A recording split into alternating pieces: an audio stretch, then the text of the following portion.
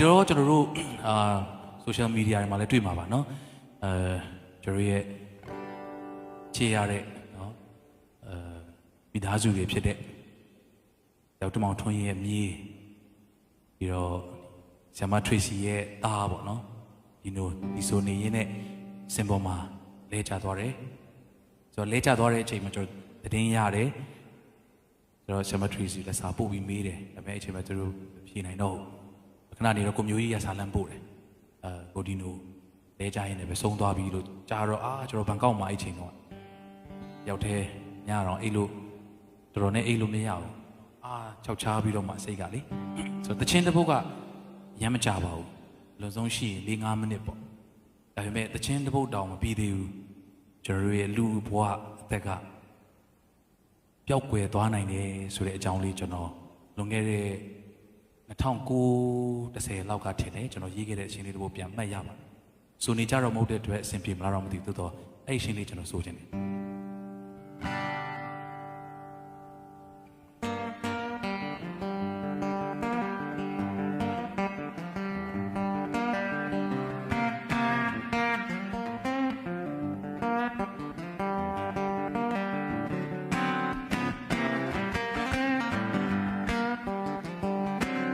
ကိုဆိုတဲ့ချမ်းလေးကတော့ချိန်ပါပြီးဆုံးသွားမယ်ဒီလိုပါပဲတို့ဘဝတွေလည်းခဏလေးပဲဒီtheချမ်းလေးမပြီးဆုံးငယ်မေကွန်ခုလောက်မေးမယ်လောကကြီးတဲ့သက်ရှင်ပါတွေတွက်လေတနေ့ကုန်ကြိုးစားရုံကန်ရဲ့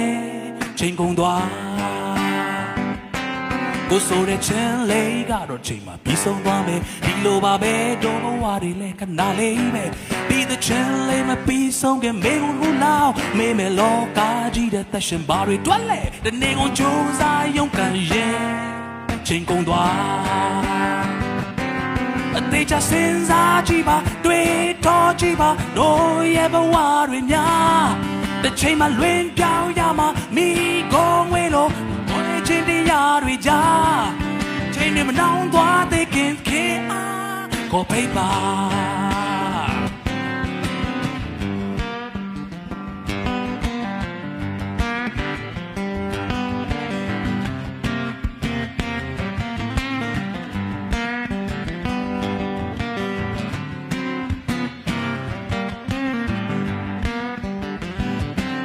ကိုဆိုတဲ့ချမ်းလေးကတော့ချိန်မှာပြီးဆုံးသွားမယ်ဒီလိုပါပဲတို့ဘဝတွေလည်းခဏလေးပဲဒီthe channel လေးမပြီးဆုံးခင်မေကွန်ခုလောက်မေးမယ်လောကကြီးတဲ့သက်ရှင်ပါတွေတွက်လေ